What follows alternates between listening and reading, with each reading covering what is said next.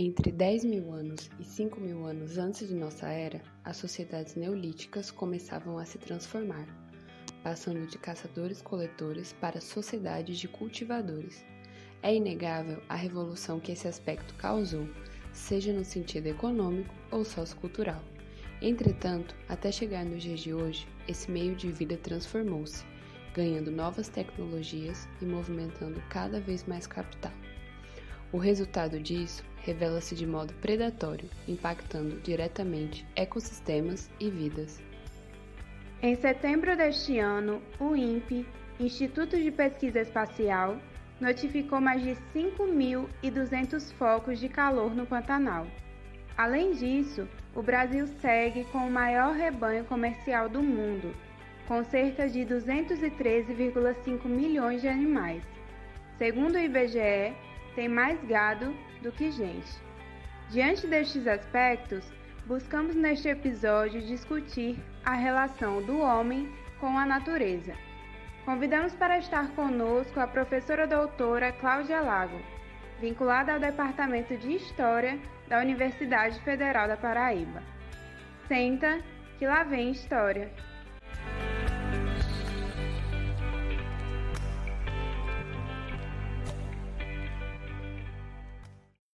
Olá, sejam bem-vindos a mais um episódio do podcast Senta que lá vem história. Eu sou a Luara Alencar e no episódio de hoje nós temos uma convidada muito especial. Seja bem-vinda, Cláudia. Olá, é um prazer estar aqui com vocês para que a gente possa conversar um pouco mais. Olá, meu nome é Gabriela Castro e para introduzir esse debate, pensando no contexto histórico e arqueológico, como se deram os primeiros contatos do homem com a agricultura? Olá, Gabi. É um assunto interessante falarmos sobre agricultura, mas para a gente entender o contexto da agricultura, é necessário a gente entender um pouco sobre a evolução do homem em diferentes espaços do planeta, em diferentes espaços geográficos. Nesses espaços geográficos, historicamente, em termos antropológicos e arqueológicos, a gente sabe que os primeiros grupos humanos surgiram na África e, mais ou menos por volta de 20 a 30 mil anos, há umas discordâncias em relação a esses períodos, de que o homem, no seu desenvolvimento, não apenas biológico, mas no seu desenvolvimento principalmente tecnológico, eles tenham criado possibilidades de ter domínio sobre a natureza. Esses domínios sobre a natureza, eles advêm exatamente da necessidade de sobrevivência. Como os diferentes grupos ocupavam diferentes tipos de paisagens e de meio ambientes, muitos desses grupos, durante muitos anos, viviam exclusivamente da caça e coleta. E no momento em que eles passaram a se desenvolver, em termos de tecnologia, desenvolveram ferramentas e instrumentos que deram possibilidade para que eles dominassem a questão da própria agricultura. Eles perceberam também, a partir de seus próprios conhecimentos e domínios, a observar o desenvolvimento do solo, os tipos de solo e as maneiras que era possível de plantar, esperar e colher, e quais alimentos seriam propícios para essa alimentação. A partir desse desenvolvimento da agricultura, em diversas áreas, e aí a gente acredita-se que os primeiros grupos a desenvolverem a agricultura tenha sido exatamente, óbvio, na África, mas também a gente vai ver grupos agrícolas muito antigos na região do Oriente Médio, na Ásia e aqui nas Américas, quando, talvez por volta de 50 mil anos ou 20 mil anos, também há discordância em relação a esses períodos. Acredita-se que esses grupos também já tenham vindo com o domínio da agricultura. Também é importante a gente pensar no contexto da agricultura, que esses grupos que começaram a se fixar em suas terras, isso gerou uma consequência em relação a esse espaço, a esses novos domínios tecnológicos. Uma vez que o grupo começa a dominar a agricultura, é necessário que o grupo permaneça por mais tempo naquela área em que foi cultivado. Com isso, a decorrência é que começa a haver a permanência de grupos, e aí é o que a gente chama de processos de sedentarização em diversas áreas, e esse processo de sedentarização permitiu que os grupos permanecessem mais tempo, né, nessas terras, que, por sua vez, essa permanência maior permitiu que esses grupos crescessem. Desse crescimento populacional, começa-se a haver também a necessidade de divisão desses grupos, de expansão, e aí, se a gente for pensar numa sequência histórica e tecnológica, aos poucos, essas áreas que começam a se tornar povoadas, elas, ao longo dos anos, elas vão se tornando também centros de comércio, centros de negociação, centros de organização administrativas, centros de organização também e de estruturas religiosas, e a partir daí se dá o surgimento das cidades e das áreas urbanas. Então, a gente pode dizer que a agricultura, de modo geral, ela, na verdade, ela não foi só uma evolução do homem, mas sim, alguns autores acreditam que ela foi um processo de revolução, no sentido em que toda a parte que a gente conhece hoje, e quando a gente vê no ensino básico sobre a questão do mundo antigo, e também do que se vai dar lá na frente, a questão do período medieval, ele surge inicialmente com esses grupos agricultores que iniciam os seus processos de fixação e domínio da terra.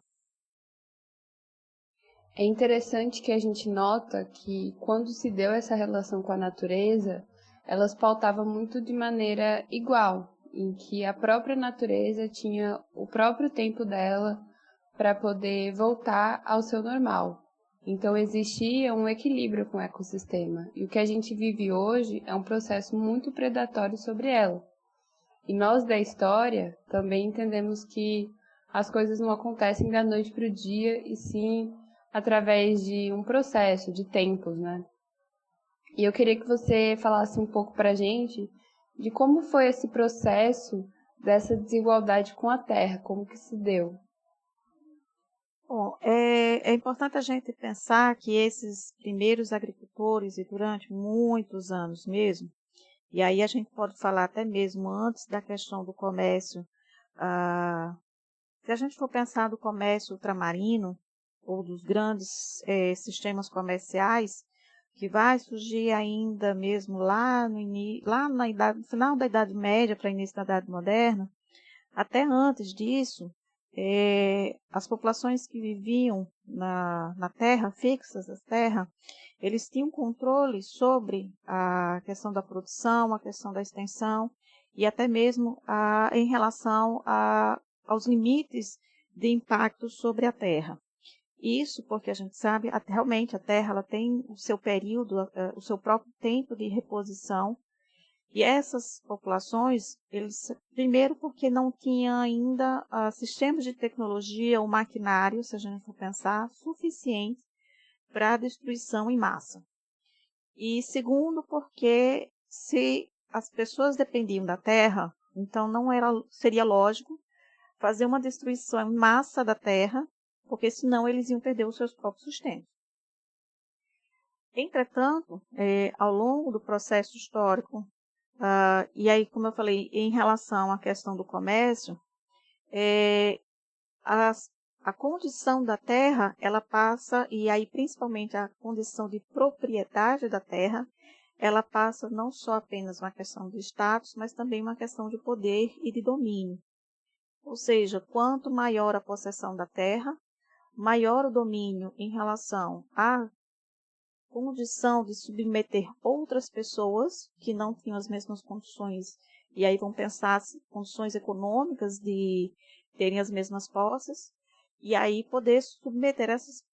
E aí a gente vai pensar nos pequenos camponeses, para que eles pudessem trabalhar na terra para aqueles que possuíam grandes possessões de terra. Ou seja, uma pessoa começa a ter espaços maiores, muitas pessoas começam a ter ou não possuir propriedade de terra, mas dependem da terra para sobreviver. E aí, nessa dependência da terra para sobreviver, se submete ou se submetiam a condições muito desumanas e de precariedades em relação à própria relação social. Nesse sentido, historicamente, a gente vai vendo que na antiguidade se vê essas possessões de terra, né, essas relações diferentes, o que começa também já a apresentar aí umas diferenças em relação a questões econômicas, sociais, culturais. Ao longo da Idade Média, a gente tem a questão dos feudos, na verdade, elas são exatamente essas representações dessas posses de terra. E quando a gente vem para a Idade Moderna, durante as grandes navegações, as grandes conquistas, a terra ela vai não em nome de propriedades em si, mas em nome de estados ou de impérios.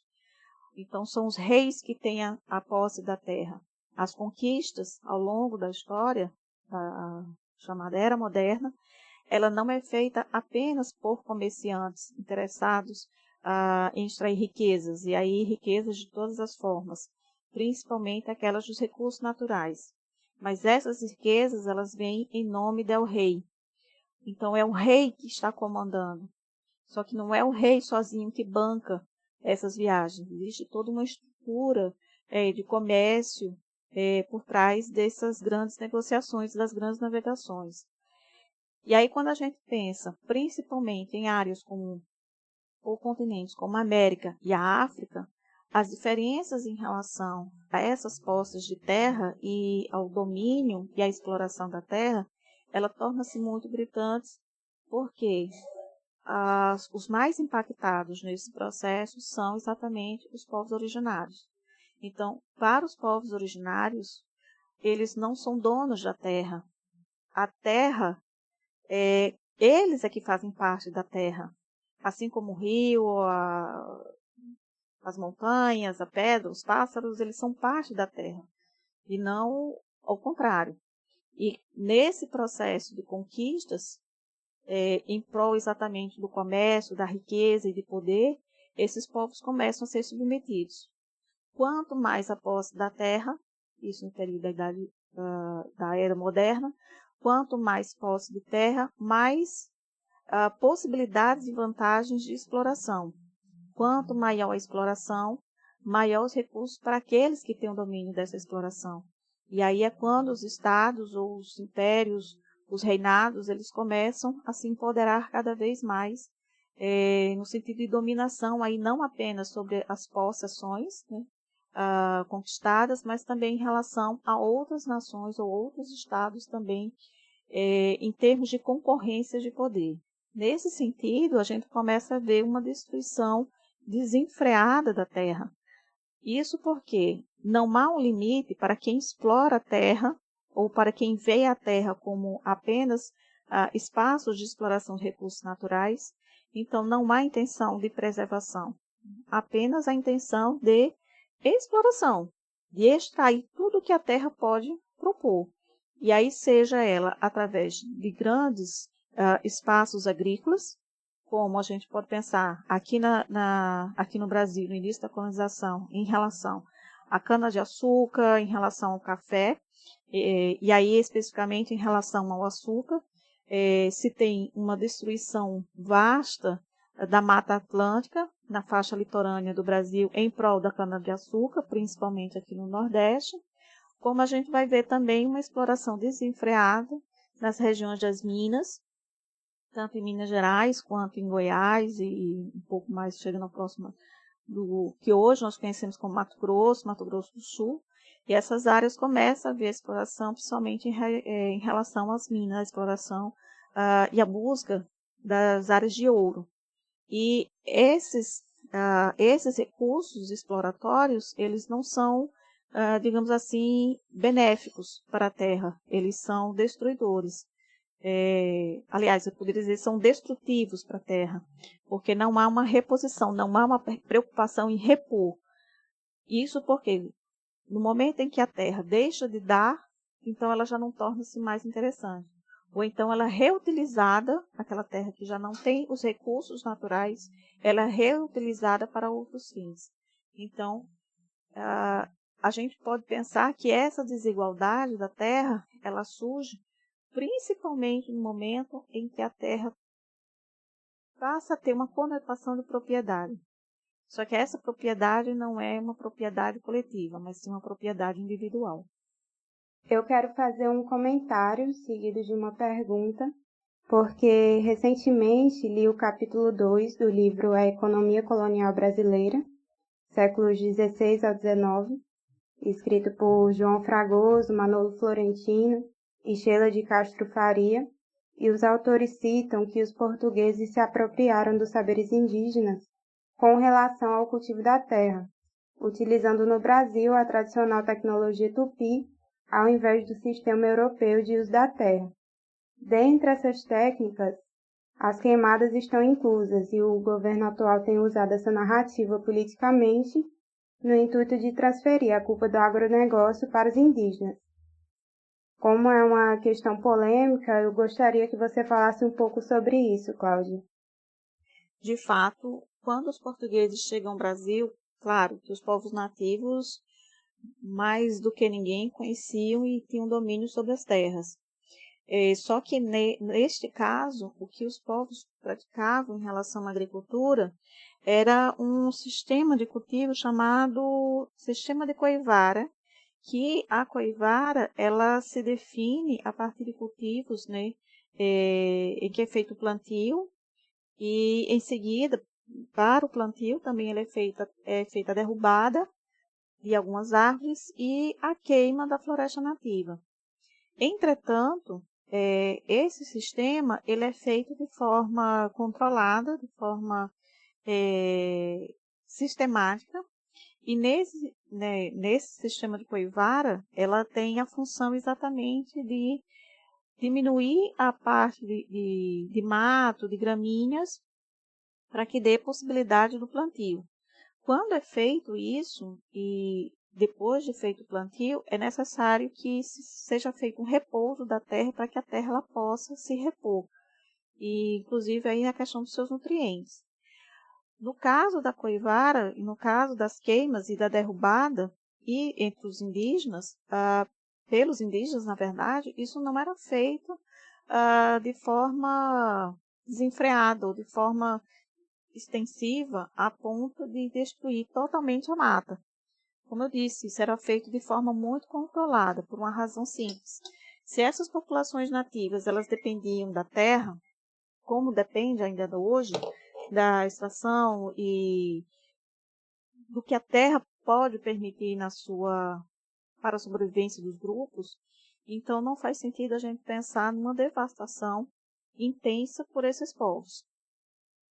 Ao contrário, a gente vê que eles têm um domínio e a questão da destruição da natureza, ela vai surgir e ela vai se intensificar com a chegada do chamado homem branco. No período da colonização, quando os portugueses, e aí franceses, portugueses, holandeses, eles chegam no Brasil, principalmente na área do litoral, começa a haver uma devastação intensa, principalmente da planta, né, do pau-brasil, como a gente bem conhece, que ela ia apenas com o intuito para fins comerciais, extração da tinta natural que a planta produz, para a questão da indústria têxtil e outros fins. E neste caso é até interessante que tem um registro de diálogo de um chefe tupinambá com o Jean de Lery, um dos colonizadores na época da ocupação, principalmente no domínio no Rio de Janeiro, na Baía da Guanabara, e que o chefe tupinambá pergunta para que eles querem tanta madeira para fazer fogueira, e se na terra deles não tem madeira para fogueira. E o Jean de Lery diz que não é para fazer fogueira. E aí explica para que serve o pau-brasil. Né? E o chefe do Pinambá pergunta assim, mas qual é o sentido disso? E aí o Lery explica que é porque isso vai trazer riqueza, o comerciante ele vai poder garantir financeiramente para o sustento de sua família, dos seus filhos, dos seus descendentes.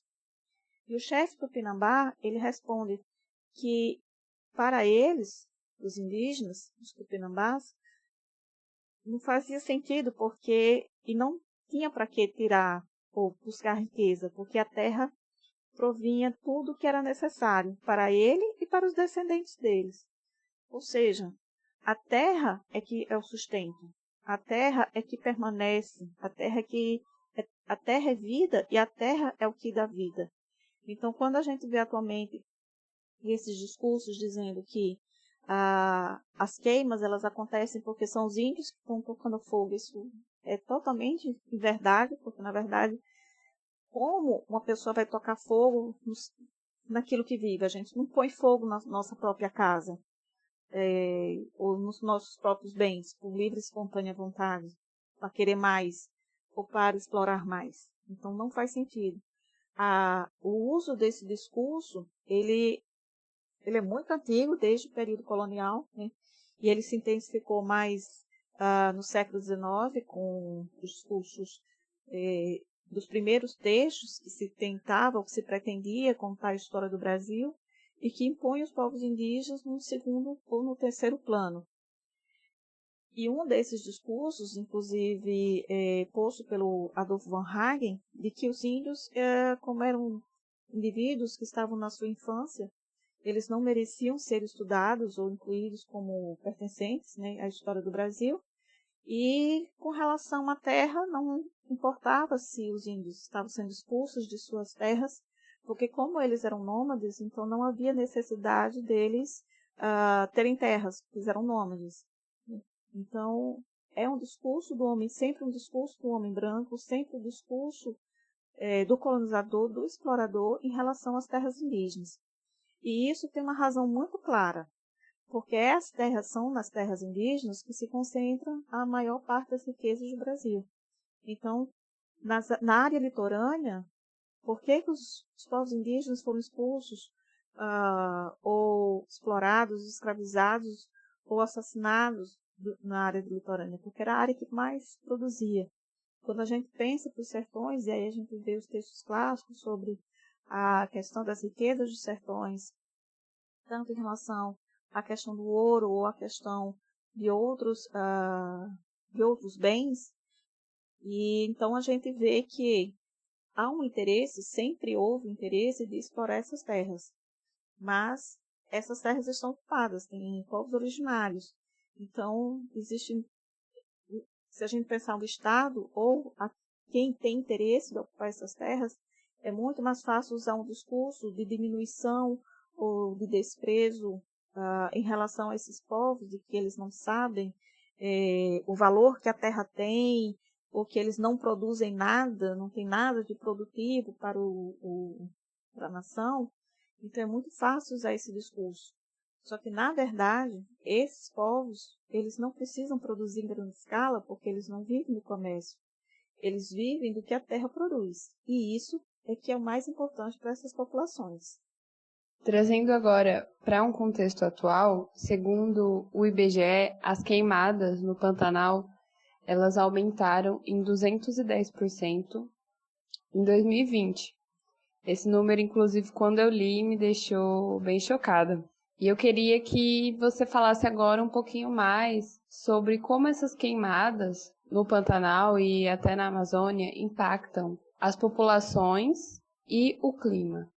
Então, essa área do Pantanal, como a área da Amazônia, como um todo, são áreas ainda, apesar de tudo, são áreas vastas de floresta, né, de mata, que ao longo dos anos, isso desde o período colonial e mais intensamente durante os anos 30, durante os anos 50, 60 até agora, né, tem sido áreas de busca de exploração intensa nessas áreas, principalmente em relação ao que nós chamamos de agronegócio, como também áreas em relação à exploração de minas.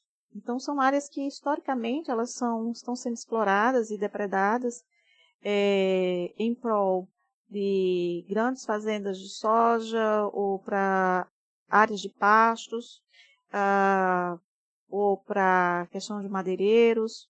Então, você tem uma área extremamente delicada no sentido da própria natureza, porque a Amazônia Isso, apesar de que muitos, não só no Brasil, mas outros, tentem dizer que não, que tem horas que alguns dizem a Amazônia é nossa, então a gente faz o que a gente quer. E se negam a acreditar também que a Amazônia é o pulmão do mundo.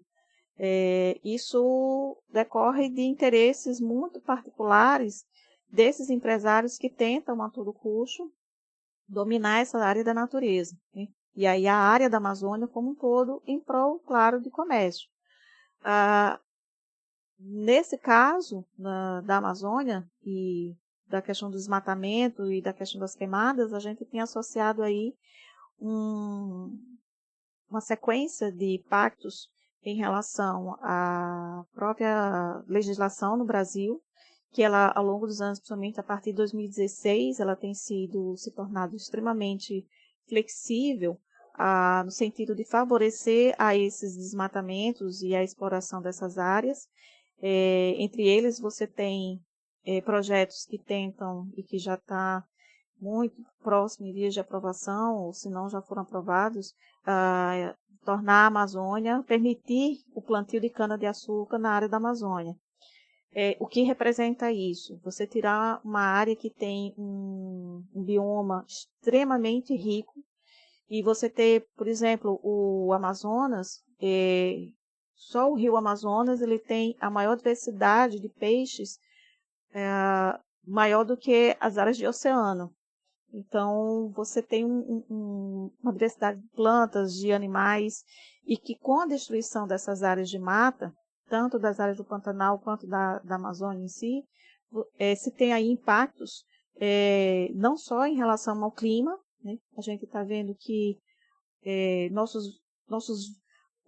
os verões estão ficando cada vez mais quentes, as temperaturas estão ficando cada vez mais altas, né? Além disso, da questão do clima, você tem a questão também de impactos ambientais, no sentido em que você tem, quando essas áreas de floresta elas são devastadas, uma série da própria fauna, ela desaparece. Desaparecendo a flora, desaparecendo a mata, desaparecem os animais que sobrevivem dessas áreas de mata. E aí você acaba tendo um desequilíbrio, que nós chamamos de desequilíbrio ambiental. Então, se há destruição de áreas, como por exemplo, de áreas ribeirinhas, tanto da mata quanto das nascentes e da formação de pequenos lagos, de pequenos rios, você tem aí um desaparecimento, por exemplo, de sapos. Sapos comem insetos. Não havendo predadores naturais, então os insetos têm mais possibilidade de se proliferarem, principalmente porque muitos deles dependem de áreas mais quentes. Havendo a proliferação de insetos, eles vão para áreas de recursos. Os insetos também precisam se alimentar. Alguns deles se alimentam de sangue, né? Então, essa parte, se vocês quiserem tirar, vocês tiram, tá? Mas você tem aí um desequilíbrio. E aí, com o aumento de insetos, esses insetos acabam indo para as áreas urbanas. Indo para as áreas urbanas, os principais afetados somos nós, que moramos nas áreas urbanas. Consequentemente, isso vai ter um aumento na questão de doenças, né, que aí nós chamamos de doenças tropicais. Dentre elas, é o que nós vemos, por exemplo, as epidemias de dengue, de chikungunya, de zika. Isso impacta na questão populacional, na questão da saúde, nos recursos que o Estado tem que destinar à saúde, né, de atendimento à população. E aí é uma sequência de fatores que isso vai impactar de todas as formas. Então, quando a gente fala da destruição, das queimadas nessas regiões do Pantanal e da Amazônia, ela não vai impactar somente essas populações ribeirinhas, essas populações indígenas que vivem nessas áreas, que além de perderem suas terras, né, as terras onde vivem, eles estão também perdendo suas vidas, porque não vão ter mais os seus recursos, não vai ter de onde tirar mais os recursos da qual eles necessitam. E, consequentemente, você tem aí uma destruição e uma devastação da fauna e da flora que pertencem a essas terras. Tudo em nome de quê? Em nome do progresso, em nome do comércio, que esse progresso, que essa produção ou esse crescimento econômico, ele não vem em prol da população. Ele vem em prol única e exclusivamente de uma pequena classe, que é exatamente a classe empresarial, a classe comercial e também uma classe política que tanto faz parte dessas negociações, tanto é que nós temos hoje atualmente no Brasil uma bancada ruralista muito forte e muito grande, e é exatamente essa bancada ruralista que defende o fim de uma série de projetos ou uma série de encerramentos ou trocas de legislação, de termos que protegem a natureza, e esses elementos ou esses regimentos que protegem o meio ambiente, eles estão sendo cada vez mais abolidos nos nossos regimentos, e isso faz com que impacte ainda mais. Então, a gente, de forma geral, a gente pode dizer que a questão da destruição dessas áreas da Amazônia e do Pantanal, ela não é exclusivamente em relação à queimada em si, é um conjunto de elementos. Então, você tem a devastação do meio ambiente, auxiliado a uma propaganda que diz que é o indígena responsável, uma propaganda que diz que é necessário abrir áreas para o comércio, para o progresso, principalmente para grandes áreas do agronegócio, e você tem um sistema político que favorece e que tem favorecido cada vez mais que essas coisas aconteçam sem que não haja punição e nem preservação do ambiente.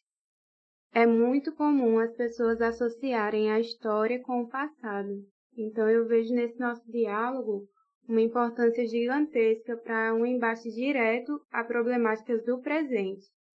Nesse sentido, Cláudia, minha última pergunta é como a história, enquanto área do conhecimento, pode contribuir no enfrentamento dessa questão específica, que são as queimadas na Amazônia e no Pantanal. Gabriela, eu acho que a melhor forma da gente pensar a contribuição da história é principalmente na questão do ensino. Em geral, os livros didáticos tratam a questão da conquista do Brasil ou a questão dos povos indígenas de forma muito superficial, ou tratam os povos indígenas como se fossem os povos indígenas lá do século XVI, que praticavam antropofagia, e na própria composição do livro didático, eles usam muito um contexto ou uma percepção, e algumas vezes, claro, nem generalizando todas, mas algumas vezes a gente tem um discurso no livro didático muito de forma positivista, lá ainda, que a gente via lá no século XIX, de tratar essas populações como se elas fossem as responsáveis pelo não progresso da economia ou que elas fossem responsáveis pela questão das queimadas.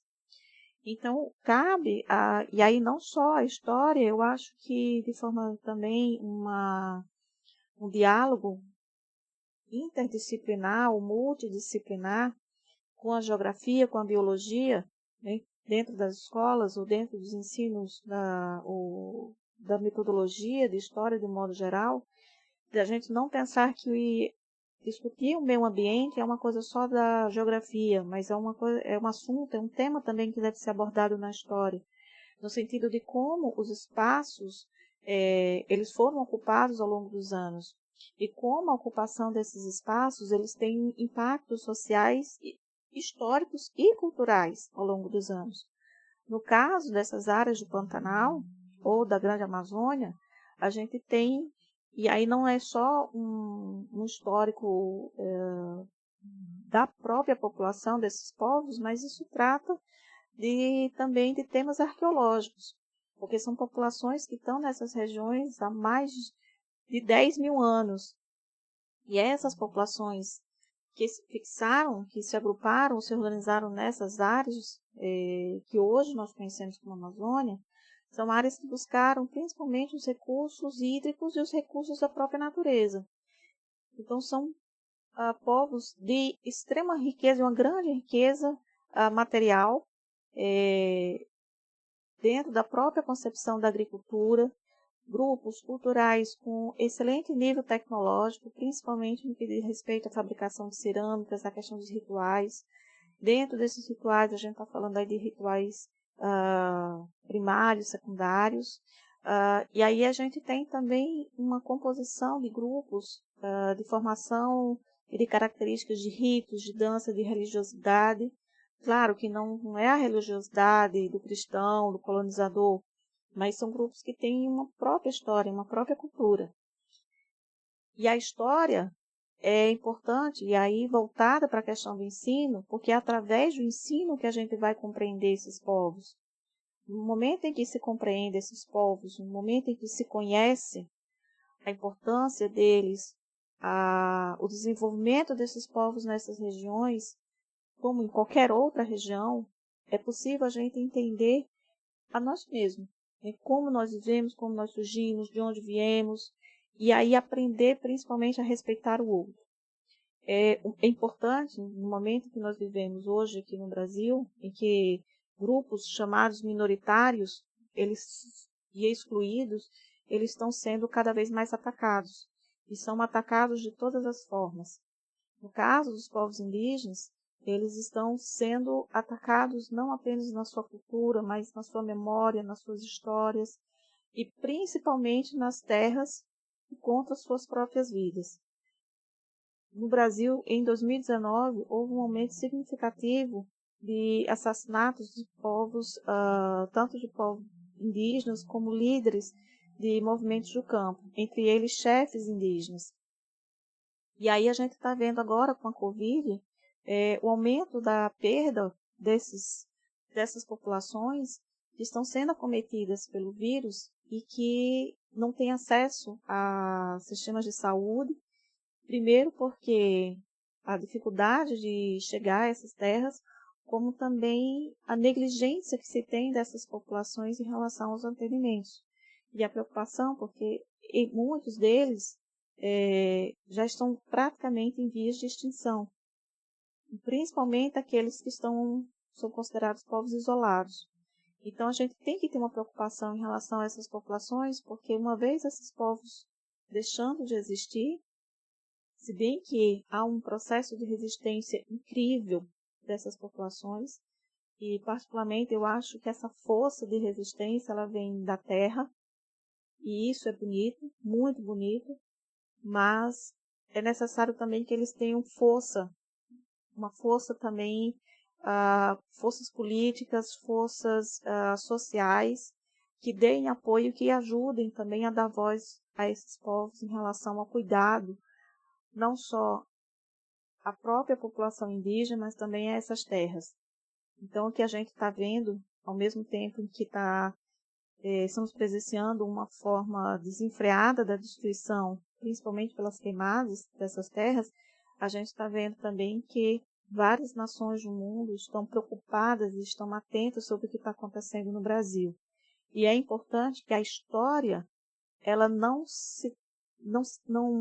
busque mostrar um quadro triste. A gente tem que pensar que a história ela tem a função de resgatar, de preservar a memória. E aí não é só a memória dos grandes feitos, mas também a memória dos lugares. E esses lugares também são os lugares de vida, são os meios em que populações diversas vivem. Não é apenas os espaços urbanos, mas também dessas populações que vivem e dependem da terra.